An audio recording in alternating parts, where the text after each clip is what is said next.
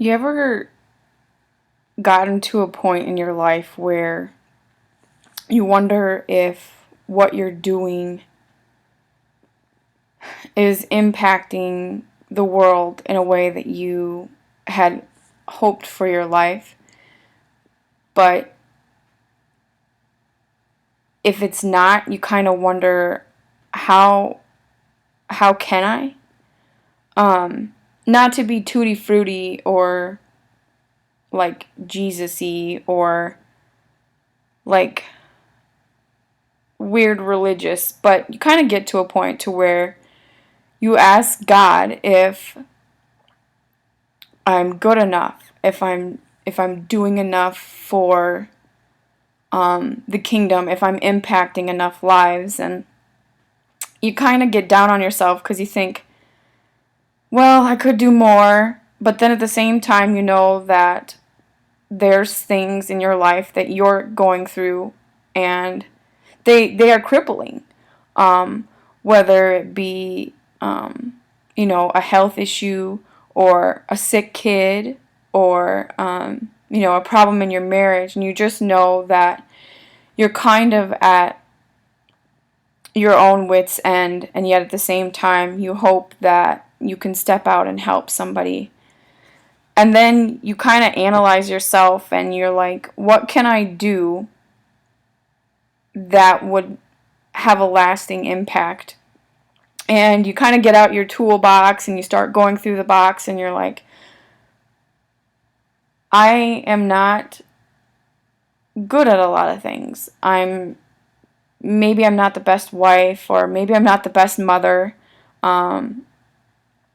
or a bunch of things that just go through your head, but you look through your toolbox and you're like, oh, there is one thing I'm good at. There's one thing I'm really, really good at. And it kind of has my heart. And of course, as everybody knows, my passion, I'm really passionate about sewing, and it's kind of a nerdy passion, but it's still mine, and I like it a lot. Well, somebody had brought it to my attention that there's a ministry out there that is meant to give girls dignity, which is huge to me. And I've thought, gosh, I wonder what it would take for me to step out and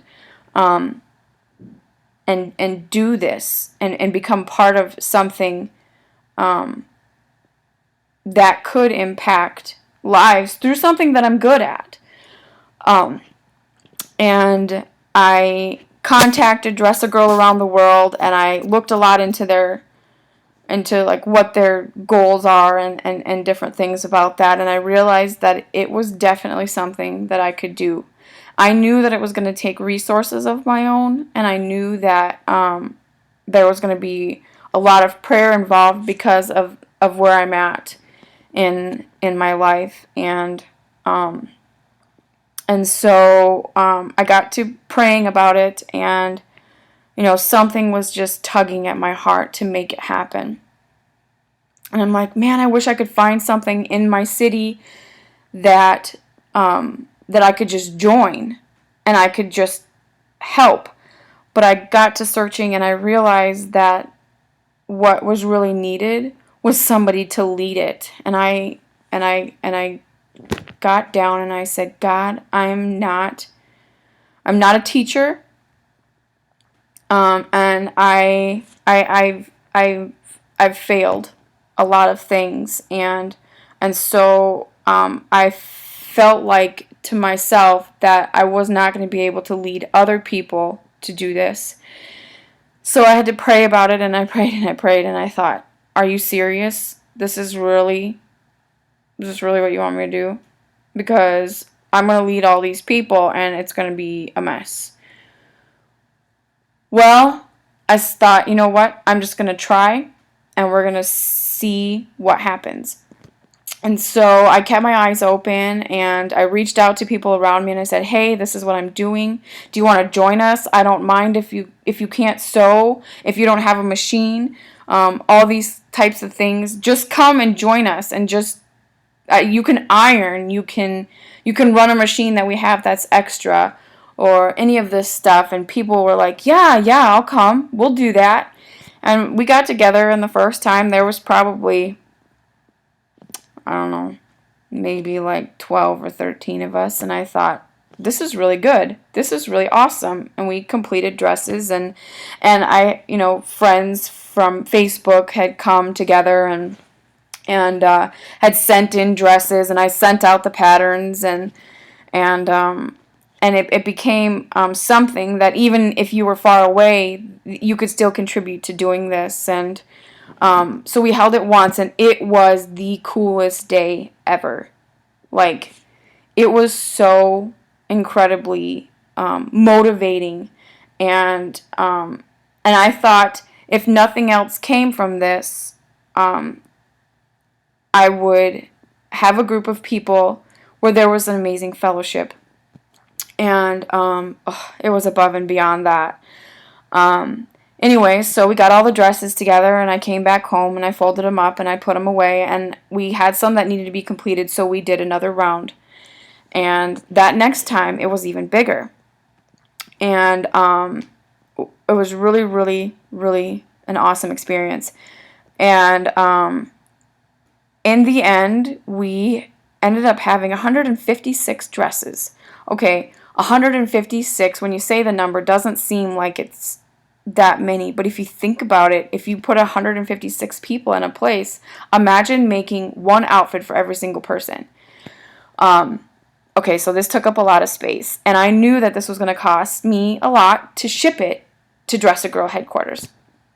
But my friend and I had got together, and we boxed up all these dresses, and we had gotten contact with Dress a Girl, and we said, here's the deal, we've got all these dresses coming down to you, we would like them to go to a village that our church works with, and is there a way that you can make that happen? And I thought, well, the dresses are going to get there, and I thought, we'll probably never hear anything back from it, which isn't a big deal, because when I started this, I didn't start this for recognition. I didn't start this to say, hey, so that everybody notices how good Brittany is at something. It wasn't about that. It was about giving of myself to better the kingdom. And so we sent these dresses down there, and I got an email back today. And the email said, I just wanted to let you know that there was a little village south of Sierra Leone where many of the kids in that village don't even have underwear.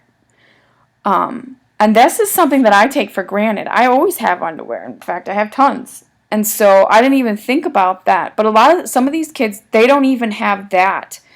And they said to me that we wanted to let you know that the missionary took the dresses down there last week, and you and the people that joined you in sewing these dresses clothed nearly an entire village.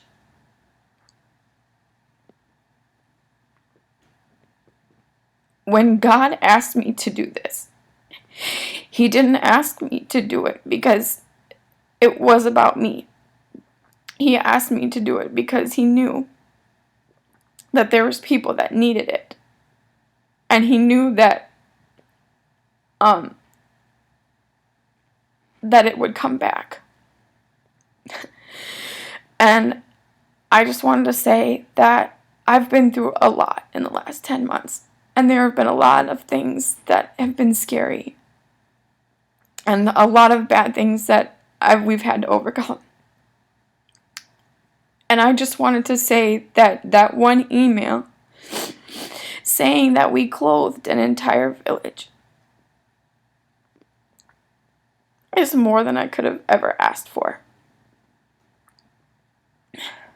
And I knew that writing it out in a post in Facebook was going to lose how much it really, really meant. So to everybody that joined us in this movement, it's going to happen again. It's going to keep going. And I hope that it gets bigger and bigger, because there should not be a village of children that don't even have anything to wear, let alone something nice. Thanks for listening this long, and I hope that possibly we can be joined in this effort to give dignity to those who don't have it, because we all deserve it. Thanks.